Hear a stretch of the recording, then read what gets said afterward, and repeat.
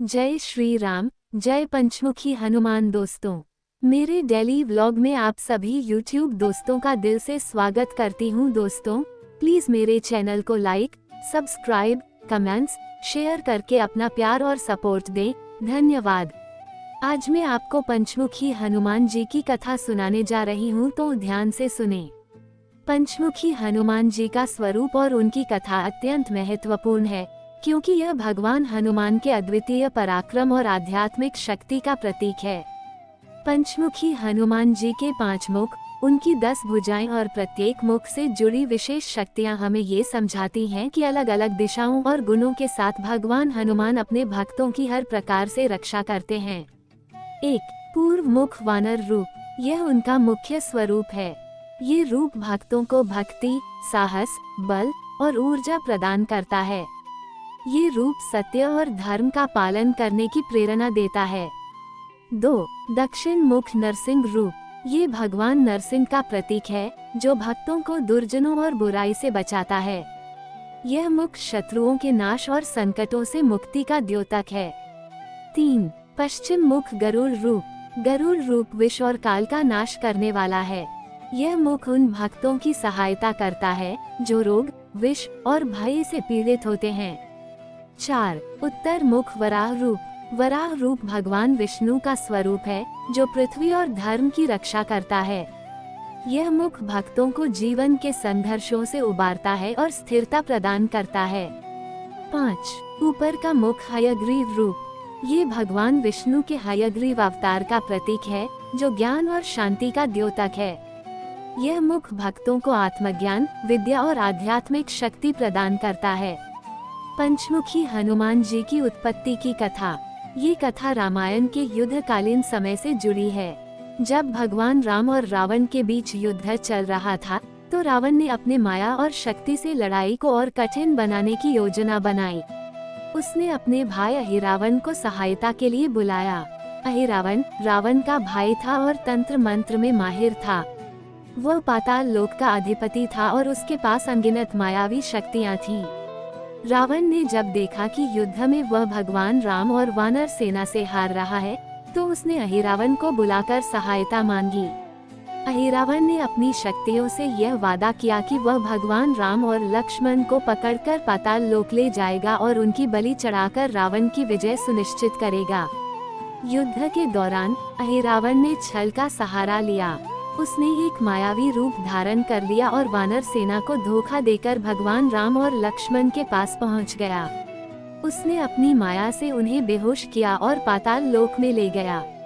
पाताल लोक में अहिरावण ने घोषणा की कि वह राम और लक्ष्मण की बलि चढ़ाकर अपनी शक्ति को और बढ़ाएगा। ये सुनकर भगवान राम और लक्ष्मण ने अपनी नियति को भगवान हनुमान पर छोड़ दिया। जब ये घटना हुई, तो वानर सेना में हाहाकार मच गया। सभी चिंतित थे कि भगवान राम और लक्ष्मण कहाँ गए। तभी विभीषण, जो रावण के छोटे भाई और भगवान राम के परम भक्त थे, ने हनुमान जी को बताया कि यह अहिरावण का कार्य हो सकता है और वो उन्हें पाताल लोक ले गया होगा। हनुमान जी ने ये सुनते ही तुरंत पाताल लोक जाने का निश्चय किया। हनुमान जी ने अपनी असाधारण शक्ति और चतुराई से पाताल लोक का मार्ग ढूंढा। पाताल लोक पहुंचने पर उन्होंने वहां की विचित्र और भयावह संरचना देखी। उन्होंने देखा कि अहिरावण ने पाताल लोक को अत्यंत सुरक्षित बना रखा था। पाताल लोक के द्वार पर एक विशाल राक्षसी मकरध्वज पहरा दे रही थी। यह मकरध्वज स्वयं हनुमान जी का पुत्र था, जो उनके शरीर से उत्पन्न हुआ था। मकरध्वज ने हनुमान जी को पहचानने के बावजूद अपने कर्तव्य का पालन करते हुए उन्हें अंदर जाने से रोका। हनुमान जी ने मकरध्वज से युद्ध किया और उसे पराजित किया। इसके बाद उन्होंने उसे यह समझाया कि उनका उद्देश्य धर्म की रक्षा और भगवान राम लक्ष्मण को बचाना है। मकरध्वज ने अपने कर्तव्य के प्रति सम्मान दिखाते हुए हनुमान जी को अंदर जाने दिया। पाताल लोक के अंदर पहुंचकर हनुमान जी ने देखा कि अहिरावण ने भगवान राम और लक्ष्मण को एक यज्ञ स्थल पर बांध रखा है। वो उनकी बलि चढ़ाने की तैयारी कर रहा था। हनुमान जी ने इस स्थिति का अध्ययन किया और पाया कि अहिरावण को मारने का रहस्य उसकी प्राण शक्ति में छिपा हुआ है। उसकी जान 5 अलग अलग दिशाओं में जल रहे 5 दीपों में सुरक्षित थी। ये दीप एक पूर्व दिशा में, दूसरा पश्चिम दिशा में, तीसरा उत्तर दिशा में, चौथा दक्षिण दिशा में और 5वां ऊपर आकाश में स्थित था। इन दीपों को एक साथ बुझाए बिना अहिरावण को पराजित करना असंभव था। हनुमान जी ने अपनी अद्वितीय शक्ति का प्रदर्शन करते हुए पंचमुखी रूप धारण किया। पंचमुखी रूप और अहिरावण का वध। 1. पूर्व मुख वानर रूप, मुख्य दीप को बुझाया। 2.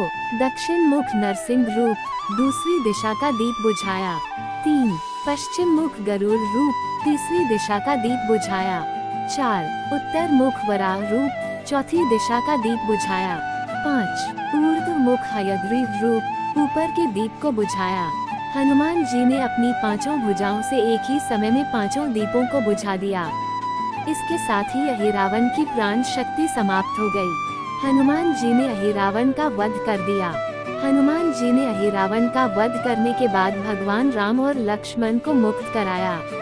उन्होंने उन्हें अपने कंधों पर बैठाकर पाताल लोक से बाहर निकाला और उन्हें सुरक्षित वानर सेना के पास ले आए।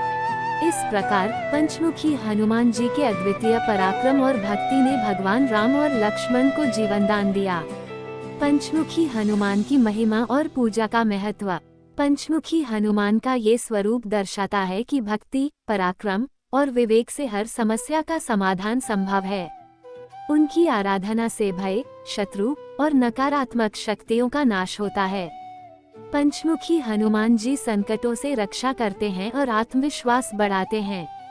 ये स्वरूप हमें सिखाता है कि धर्म और सत्य की रक्षा के लिए आत्मबल और धैर्य आवश्यक है।